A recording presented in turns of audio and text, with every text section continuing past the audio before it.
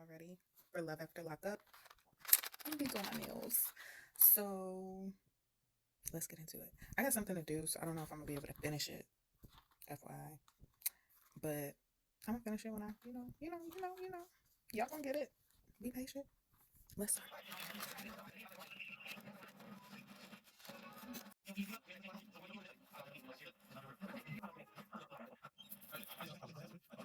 Okay, y'all. So they started the episode with Zariah and Troy. And Troy got out. Troy got out. And my questions were answered. Because I'm like, why was the whole police chase thing? You know what I mean? But his PO had to pick him up from jail to put an ankle monitor on. So I guess he wouldn't let them pick him up and take him to the parole station to get it put on. They wanted to come pick him up, put it on before they even let him out. So I'm like, okay, well, that kind of makes sense, I guess. But anyway, he get out. And Zariah dad, he's a preacher, so he prays for them. And the family leaves. They're like, the only people that's in this marriage is them two and God. And now comes the real test. And then after they leave, this girl gets out the gifts that she got: the money bouquet, the crown, all the stuff. But he was seeming like he was really in love with her. He's like, now it's time for me to spend time with my wife, and I really love her, and she's beautiful. So he was saying all the right stuff, you know what I mean? So I'm like, okay, well, maybe the reading was a fluke, we'll see. But he got out, so yay. And then they went over into Shonta and True, and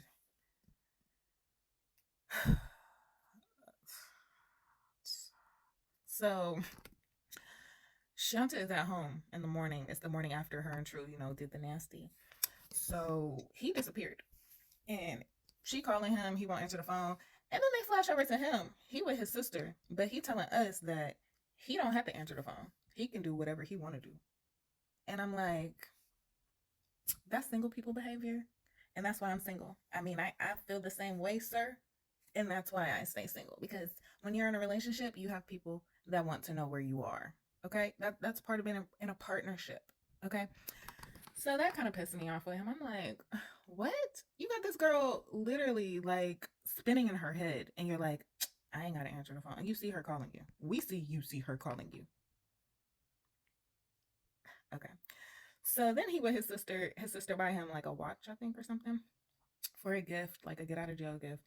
And he started telling his sister how he really, Shanta is his fiance and he love her, but she got an attitude problem. And then they flash over to the scene to where he said that she got the attitude problem from. And this dude is asking her to go to the casino or the mall with what money, because he ain't got none. She buying everything. And it's like in the middle of the night. So all she said was, he was like, do you want to go? Do you want to go? Do you want to go? And she was like, no. That's getting an attitude? I was like, girl, the colorism, racism is into play. That's why I said, Shonta girl, do not try to show him how great we are, because he know. He know. We know. Love yourself more. Stand up. Like, get out of here. Like, this whole situation got me so mad. Like, I'm just like, if y'all need to learn anything from them, learn to love yourself more than putting up with someone disrespecting you and being with someone who doesn't care about you. Because someone who doesn't care about you is dangerous. That's a dangerous person. But Shonta and True really like just ticks me off, honestly. Like, it's just like, that's why they say that black women are for, well, the billionaire said that time, that black women are for grown men. Because it's true. Like, True sitting here acting like a fucking teenager, but you got the nerve to try to talk shit about Shonta. And then he gonna tell his sister that he want her to link him with her friend that he talked to while he was in jail.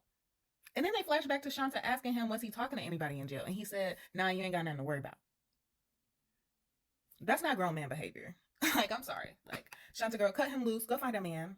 Go find a man, girl. First, no, cut him loose. Work on yourself. Then the man will come to you. The man will find you. They got me over here so frustrated.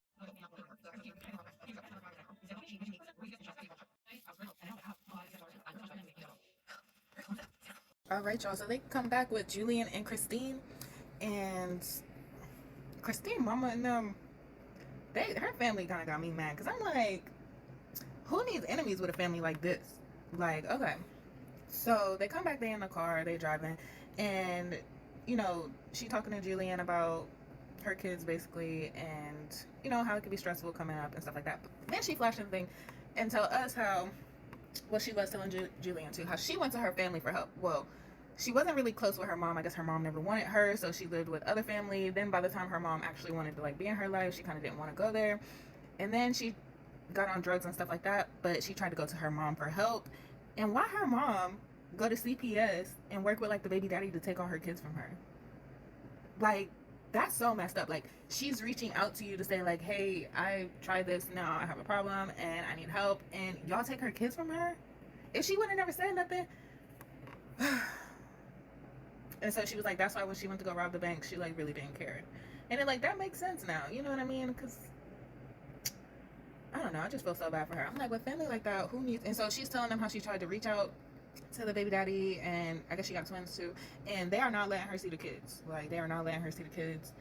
And I'm like, damn, like, it's really tragic to have like your kids ripped from your hand as a parent, you know what I mean, that loves your kids, you know what I mean. I just really wish they would have tried to get her help. So I don't know, I feel bad for them. But they did get into the whole, like, I guess they about to go into the hotel room and they can't wait to get it on.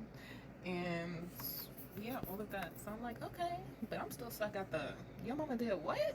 I'm stuck there. I'm like, then they went over to Kim and Joey, and Kim is just in her own Delulu land somewhere, and it'd be like, she ain't even igmatized because he in jail, so it's like, I guess she conversationalized.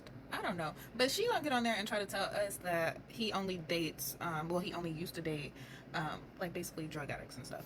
And I'm like, well, he is a drug addict, so that like makes sense. And like, that's for one, and for two, why are you trying to like down people for the stuff that they go through? Because usually the drug addicts are the people that are really hurt, like they've really like been through something and they're so hurt that they're trying to numb their pain. So it's like the fact that you're trying to like down the fact that he deal with drug addicts when he is one, it's kind of like, girl, are you any better? Because you're dating one too.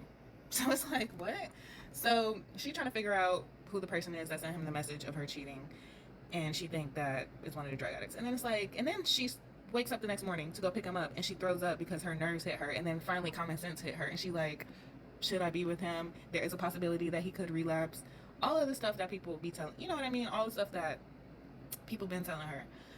So I'm like, she kind of gets on. She kind of works a nerve, but she picks him up she gets to the jail and she's about to pick him up, and then they go to commercial, and she's just walking around the jail, like looking around, walking around. I'm like, you feel she's comfortable just like walking around. I'm like, I would be in my car, but that's it.